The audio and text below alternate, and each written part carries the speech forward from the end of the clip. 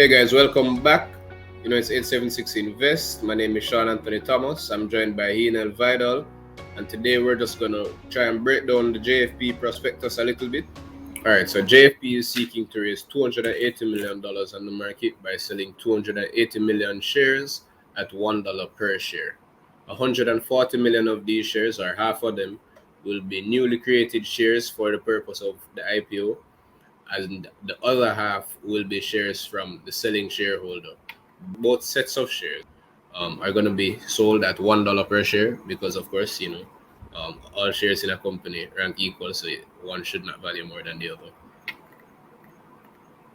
Important to note again is that for this IPO, up to 111.6 million of the shares will be reserved for various parties. So you have 10 million in the employee pool, 40 million in the key strategic partners pool, 61.6 million in the GK investments reserve pool, which leaves 168.4 million to the general public. All of these will be priced at $1 per share. This offer opens February 21st at 9 a.m. and is scheduled to close on February 28th at 4:30 p.m.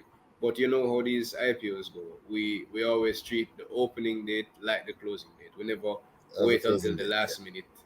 For this first section here that you see where it says, the first highlighted section says the distinction of being the first furniture and decor manufacturing company that is to be listed on the Jamaica Stock Exchange. And I think this is important for diversity for the stock exchange, because this would be only the second, I believe, non-food manufacturing company, other than Fosterage. So it definitely brings a lot of diversity to the market, a market which is heavily finance or financial company related. And I think it also brings awareness to other similar companies, other manufacturing companies, and other companies distribution and in that ballpark, because a lot of them tend to take the debt route of raising capitals purely through debt. And I think if they see more of companies similar to them taking the equity route, then more of them will be inclined to do that. The second aspect is, of course, that publicity. There'll be a lot of publicity around it. It'll be posted in the papers. It'll be on the stock exchange every day, so people become more aware of the name. And that's basically free advertising. So I think there's a lot of pluses to them coming to market. Not the least of which being just what I just mentioned, right? And then the second highlighted area, it says it also offers products made from many varieties of material, such as wood, metal, solid surface, acrylic, and various types of upholstery. And its recognition of this, and in the recognition of this, the company changes its name officially to JFP Limited on December 3, 2021. Now that shows. So let me just weigh in on this for a little. Okay, go ahead. So that part I think is very interesting to show the direction of where this company is trying to go, because um, as we all know, they were Jamaica fiberglass products up until that point, December 3, 2021, where they said they changed their name to JFP. And I mean, while they retain the JFP name because people are probably familiar with it, those who are familiar with the company are familiar just calling it JFP likely. Um, so they retain that branding and those kind of things while not limiting themselves to focusing on this fiberglass space. It's really them trying to show that they work with all different kinds of materials. So as we're going through this prospectus here, we've picked out a few pages that we found some information that we found extra pertinent. Of course, we would encourage all prospective investors to read the entire prospectus and consult a financial advisor to find out if this IPO is right for you. But we're just here highlighting some things that we found important. So one of the first things is that this is the first furniture manufacturing company that's going to be listed on the stock exchange. And I personally, I know Henel feels very similarly, but I love that because our market is heavily weighted to financial companies, and just bringing on more companies to where other companies can raise money and spread out the opportunity across various types of companies, types of industries. That's why we love Spur Tree, we love that listing as well. We love Fontana and the lab and all kinds of different types of companies that have been coming recently, Mailpack and everything. So that's a major thing. Yeah, definitely. And as you just said, I think it brings diversity because it's this. I think it's believe it's the second company behind Foswich that is a non-food manufacturer that's on the exchange. So it Yeah, definitely brings a lot of diversity and awareness to similar types of companies that they can get involved in raising money through equity, not only debt. So I definitely think it's good for the market in terms of diversity. I agree. I agree. They also go on to tell you on here about the various types of metals they work with and the fact that they changed their name. So before December 3, 2021, the company was officially called Jamaica Fiberglass Products Limited. They decided to change that just to JFP. Um, the reason for that is, as you can see, they don't just work with fiberglass, but having a name like Jamaica Fiberglass Products may limit what you do in people's brain. So in order to change that perception and those kind of things, I believe they tell you that they work with wood, metal, solid surface, acrylic. They do upholstery, all kinds of different things. They normally also they tell you also how their clientele is made up.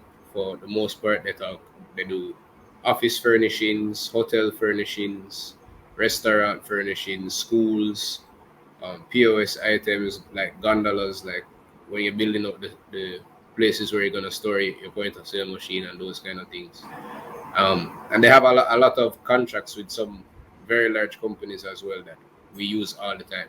So I mean, Hina can talk to you a bit about some of those clients that they have because I know he loves them. Yeah, and I mean, just to start, I think it's kind of business 101 in terms of you do one product, you become very well at that product, and then it expand. And I think that's basically what they've done to a T here, and it's showing rewards because they have a stable and recurring customer base that will need always opening new stores and will need refurbishing and new furniture and equipment at regular intervals throughout their lifetimes. So I definitely think they have a niche and they share it with their customers. They're not only here. So many, I don't know how many of you know Prestige Holdings in Trinidad and Tobago. So they're the holding company that operates KFC, Pizza Hut, and TGI. Both they operate KFC and Pizza Hut in Trinidad and TGI in Jamaica and Trinidad. Right. So even them, and it shows the regional expansion and idea and strategy that JP have and want going forward. And then they've stated this, and they've even been expanding to more countries. So I definitely think they're onto something that can become quite large because also a lot of these companies that you see here, if you're not using JFP, you most likely have to go to the US or Europe or somewhere, and you know how heavy import costs can be, how different the culture can be. This is JFP. They're Jamaicans making products for Jamaicans, so you know that their niche is quite unique. They know what Jamaicans want because they themselves are Jamaicans. So they know what we want. So it's different from when you have an outsider trying to design for your own Jamaican culture or subset. So I think they're definitely onto something here. I agree. I agree. And just to call a few more of those client names of them, they do the furnishings for Starbucks locally. They have a relationship with Yeah. Caribbean coffee baristas. They have Mhm. KFC, Pizza Hut, as we said, Wendy's, Domino's, Mothers. They've done work for AC Marriott, S Hotel. Mhm. They have a contract with Rock Hotel. Um, For the multiple Sangsters International Airport. they have that contract as well, which we'll get Yeah. into a bit later down. And I do like how you brought up the expansion as well, because that's something that they say plain and straight right here. They want to go to the US, they want to expand across the region, both in the Caribbean and across South and Central America. So I mean, they they're looking to do big things. So if we move on, you'll see here the company does not rule out coming back to the market if this IPO is successful. They may come back to raise additional capital, which means that there always exists the chance for a rights issue or an APO, which would be more value for us. They go on to tell us that they would like to use the funds that they intend to raise on the market here to increase their working capital. I think it's good here. I think it's good here that they pointed it out because it signals their intention. Manufacturing companies tend to have a relatively stable cost of operating up until they hit a certain capacity, meaning the full capacity that the machines can operate. They usually top out there, and then they'd have to expand if they want to bring in more revenue. So I think that's the idea that they have, because they have mentioned that they are operating below capacity at the moment. So they can push that Mm. revenue more, which would definitely push their profits more. But I think if they want to expand, to really be able to service the market that they're looking at, which is the entire Caribbean at this point, and even parts of the US, then they're telling you that we might come back to the market, to seek funds for that expansion. So yeah, I think they are laying out a plan here. I do. I think they're kind of signaling something to us. Like if all goes Yes. as planned, there may be some opportunity again in the future. Yeah, For definitely. those of us who are interested in dividends, it they let you know that they will be looking to pay a dividend of between 40 and 80% of their net profit after reinvestment within the company. So it could be a healthy dividend that we're seeing out here. They tell you that the basis of allotment will be on a first come first serve basis. So again, treat the opening date like the closing date. Don't wait until the last minute to try and go out and get your shares. And know if you wait one more week, it will be payday. But try and see if you can squeeze it out before then. They Yeah. tell you that applications can be made via submitting a manager's check to GK Capital Management. It is also right here. It references an appointed selling agent. It Oh, and for is the for IPO is this, currently offered. yeah, for this, the selling agent would be NCB. And also JMMB has a pretty seamless process in terms of applying for this IPO as well. On their Moneyline And you platform. can use That's right. NCB's platform Go IPO. Yeah. That's right. So then they go on to tell you a bit more about their products. They tell you about different packages that they have there because, as we know, their core clientele is offices, restaurants, and the hotels. So they see here where they have restaurant decor packages where they offer different things: tables, chairs, planters, garbage bins, etc. The office furniture where they will do your desk, other workstations, chairs, they will do cabinets, computer desks, etc. Again, hotel furnishings, bed base. They'll build out your lobby for you, sofa chairs, reception area. It's a lot of stuff. They've And also been doing and some retrofitting of yeah, and these that's buses. yeah, and I just wanted to point out that for that retrofitting section, they've been doing a lot of that for the Ministry of Health. And the thoughts come to mind. Recently with the pandemic, you had Devon House that had to be retrofitting all vehicles to use as points of sale during the pandemic. When things were on lockdown and people couldn't come out as much. So Mm. I think you could see some synergies there between Devon House and JP, two companies that will be listed. Cream is already listed and JP will be listed. So I think there could be some synergies there. Agreed, and not only just with Devanos, but as more businesses come to Jamaica and various types of businesses, I mean, who's to say that a man wouldn't want to retrofit an old truck and run a food truck out Oh, of it yeah, instead of buying a full truck? You get me? There's yeah, many different kinds of opportunity, especially as the country grows, and that's why I think is JFP is a company that will benefit as the general economy grows where yeah, as businesses are doing more things, they want to be building up more things, putting in more furniture and these kind of things. So it's very interesting. But if we yeah. I continue agree. on, you'll see where they tell you about their regulatory environment that they operate in. They're registered under the Factories Act. That means that there's a certification which they must maintain. They tell you that that is done every 3 years, and their last re-registration was in June 2019. So by my calculation, that means they're up for re-registration again this year, 2022. So we'll have to look for them to do that re-registration and complete it by June. So we'll get the numbers, and we should see that reflected in those numbers around that time, provided that the listing is successful. They also make a note that they're on the Public Procurement Commission, which is a major thing because it allows them to be able to operate and have contracts with the government. So that means that I believe happened right around the pandemic time when they were doing this retrofitting of buses for the Ministry of Health and those kind of things. So if that is something that comes onto their opportunity plate going forward, again, their market, addressable market, has just increased significantly. I mean, the government spends a lot of money, so we'll see. Yeah, and I I mean don't know even exactly how much of it goes into furniture, but I'm Mhm. sure that there's a lot of upkeep and those kind of things that has to be done. Yeah, definitely, because we saw that Pika is a big customer of theirs. So I'm sure that Hmm. they've filled a lot of orders for Pika and other government agencies.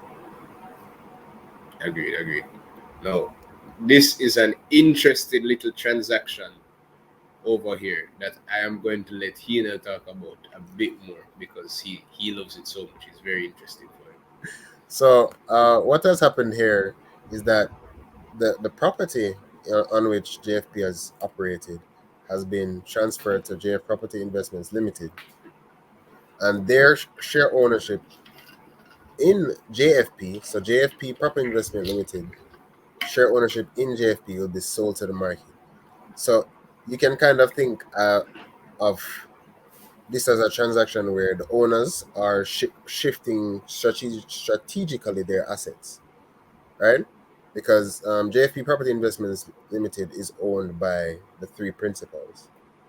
Um, so this is something that we've seen before on the exchange, such as with Yeah, Pulse. it's not uncommon.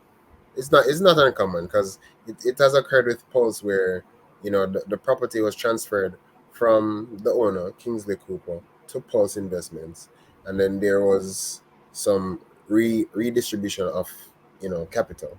So it is something that we've seen before, and it's a strategic move, especially long term. And then they'd have a lease back agreement, meaning that JFP will lease the property. JFP Property Investments Limited will lease the property to JFP for them to operate it for a specific amount of time. So it is a strategic move by the owners of the company. Yep, 100% agreed. And it's very interesting. And as we said, that is not an uncommon business practice. It's something owners do all the time, especially when there's public companies. If you know that you put a time into purchasing some land and those kind of things, and now the company is going public, it may benefit you to, as a senior, say, strategically rearrange some assets to Yeah. benefit yourself as well. So nothing is wrong with that. That's not to make it sound like it's any shady practice or anything. There's nothing wrong with that at all. It's perfectly normal practice of business. They're going on the list more of their clients here, which we spoke about some of them earlier, like Pika, Marriott, KFC, and Pizza Hut, which is through Restaurants of Jamaica, which is the parent company for them out here in the Jamaica here. Gara Restaurants, which is the franchise holder for Wendy's, Island Grill, Mothers, RJR, DJCL, Flow, Bank of Nova Scotia, NCB, Spanish Court, S Hotels. I mean, lots of big, big businesses that we use all the time, or we may have been to these places and not even known that these products were made by JFP. But no, you can put it together in your head. Even Brood Awakenings, they did the redesign of Brood Awakenings as well. That one just came back to me. So I mean, there's a lot of stuff going on here. But here is the interesting part where we start to look into their financial performance. You want to kick it off? Yes, let me touch on this a bit. Before I even begin, here in the highlighted section, they have indicated that, you know, COVID has affected their revenues. So a lot of their revenues would have been hindered because of they've been put on hold due to COVID. So for example, I know that KFC, Burger King at the UWI have been closed since COVID had started. So they would have been two locations that may have been doing renovations that have stopped completely. So you have cases like that, I'm sure, across other places in the island. They've also noted or told us in this prospectus that there is the risk of when COVID has slowed down and and things start to normalize, that a lot of the revenues they currently see from hand washing stations and retrofitting of vehicles and that kind of thing will slow down. So we know that they will take a revenue hit due to that. But at the same time, you know, they have been expanding from 2019 into other Caribbean territories. So for example, if you look at the chart here, the 5-year chart, you see where the revenues are relatively stable, and then you saw a large spike in 2019. So that's when they had a really big push into the Caribbean region and started to expand a lot more. And you can see that here. And then 2020, you can see that growth in revenue is starting to taper, and that's when COVID would have hit. So a lot of their projects would have been restricted. All right. Anything you want to add, Indeed. Sean? I mean, with the revenue, it's kind of revenue is fluctuating, but something that we get into a bit more when we're touching on some risk elements a bit later on is the way how JFP does their work. It's not like they get up and they have a product that they go out and sell. It's really contract to work. So if you get a contract this year, it's not guaranteed you'll get that same contract or a contract of that same value next year. Um, so it is it wouldn't surprise me to see a fluctuating revenue to continue to go on. But what we do see, which is very very interesting, is very very strong gross margins. Now, gross profit margin, for those who don't know, is just gross profit as a percentage, and gross profit is just sales minus your cost of goods sold. So this is before you take out all of the other stuff like administrative expenses, selling expenses, and those kind of things. This is just the cost of the goods and how much you sold it for. 52% in 2019. So that means that if I sold you something for $10, five of it would come back to me. So that shows that if there's some better efficiency in their non-operating expenses or their selling and admin expenses, then you could see a strong trickle down, a strong pass through of those margins down to the net profit line. And as Henel was talking about, you could see here that expenses are relatively stable. If you look at the way how revenue has moved, they're fairly stable. The movements that you see can be accounted for the most part by movements in revenue. So here you want to talk about that again, about the cost? Yeah, well, let me just touch on the gross margin, because they really do have a extraordinary gross margin. That's the gross margin, the type of gross margin you usually see with technology-based companies, or online-based companies only. So I think that represents their know-how and experience, and that they have really reiterated their product and their business to get to this point of efficiency. I also want to touch on, they talk about increase their efficiencies here, where they're trying to streamline their importation processes and supplementing that with, local purchases, which makes sense. It makes good business sense. If you can get up the same product for cheaper, even locally, that makes good sense. Uh, Agree. I, s- I also see where they say for the expenses, so they can see the effect of COVID here, where they have reduced their staff from 90 to 78 members. Hmm. And they also speak about investing heavily in technology and additional equipment, and that the staff related costs were their largest costs overall. for their operation. So it shows that they're aware of the areas that they can and will improve on, and they're heading in the right direction in that. Agreed, agreed. And if you look at their operating profit, you'll see that it was relatively stable until 2019 when we had that big revenue boom, and then it shot all the way up. And in 2020, despite a little revenue fall off, you see here that the operating profit grew nonetheless. So again, that speaks to improving efficiency and them constantly working on themselves. All right. So I know when people look at this income statement and this cash flow statement, they may be a bit turned off at first, and so you're like, "What is going on with 2021? Why did you have this massive profit dip?" You realize that the cost of sales went up a little bit, but the revenue went down by about $100 million. So what JFP has said happened is that they had to incur some costs for some jobs, but they did not get to incur the revenue based on delays and those kind of things that happened. So those revenues are to be incurred later. Also to be noted though is that JFP says that there are $255 million worth of deals that they have already signed for 2022. They say that in Q2 2022, they're supposed to be getting, what is it, $31 million, I believe, from Rock Hotel for the Yeah, completion of some work that they has started with them, as well as they have also signed a deal to refurbish the Mobay Airport, which is worth 1 million US dollars, or about $153 million, as well as they say. So that is to be expected by Q3 2022, and they say there's $81.5 million to be collected in Q1. They didn't provide much clarity on those though, so I'm only left to assume that those are from the delayed projects that yeah, they're talking about. But we'll have to see how that part goes.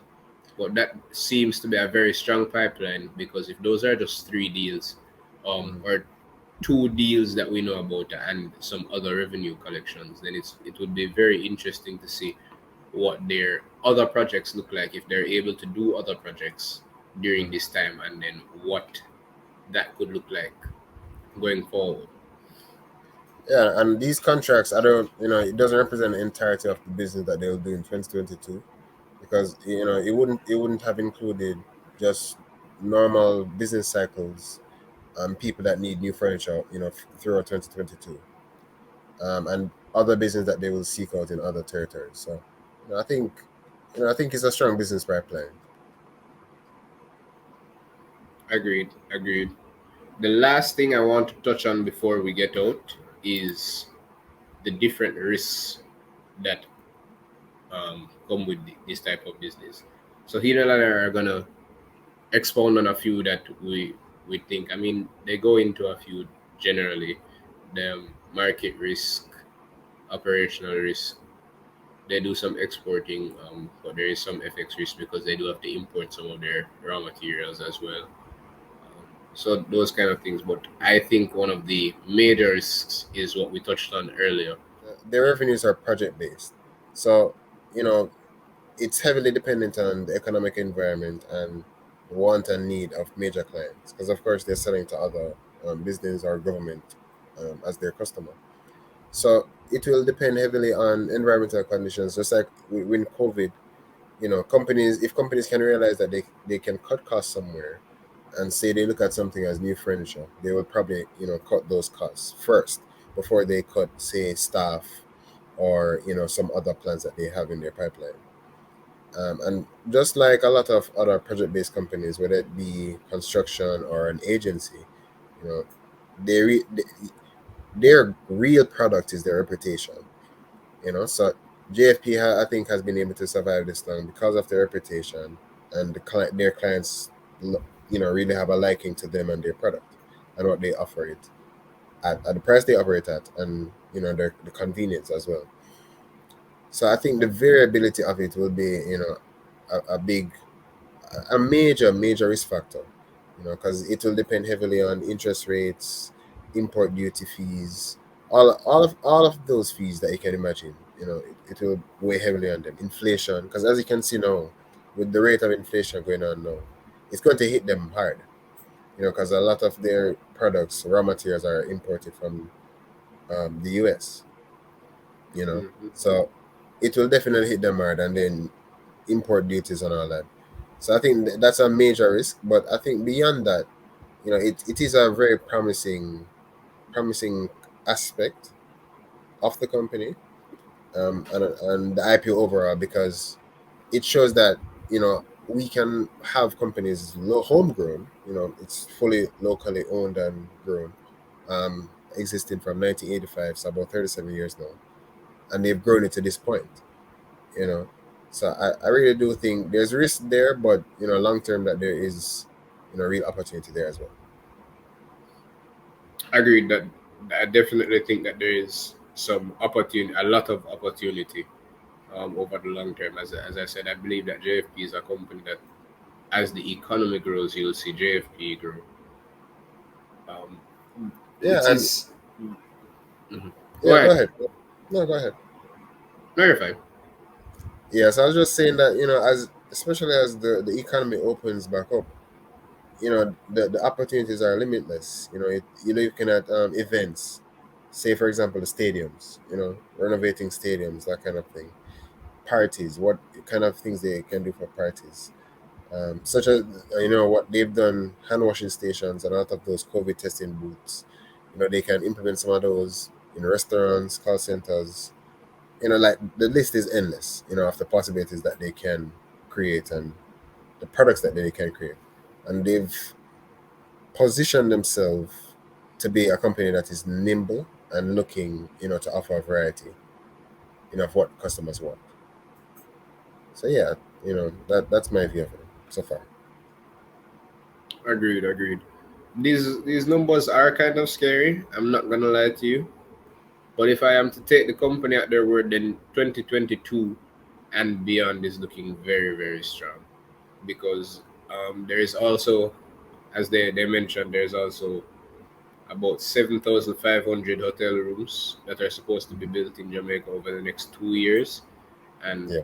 given their relationships with some of the major hotel players in the country already, it is expected, or it could be expected, that JFP would get at least some percentage of these contracts, and benefit from that directly in some way.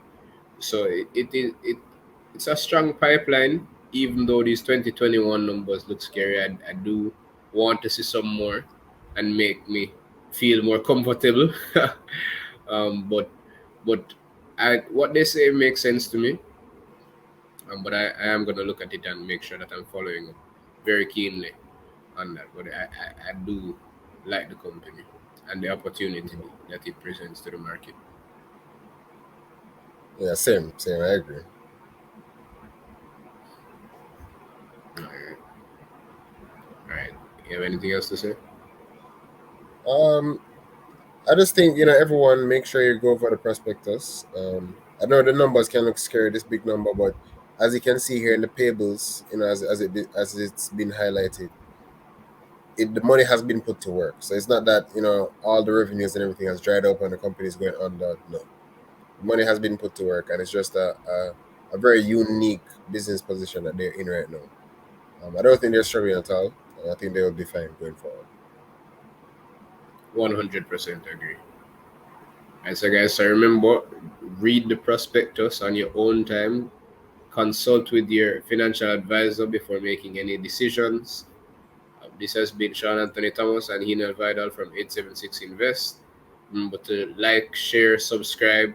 Check out our previous video with Ryan Strawn, where he goes in depth with us about JFP as a business, and how they've built up to this point and some of their future plans. Yeah, but thank you. All right, everyone, take care.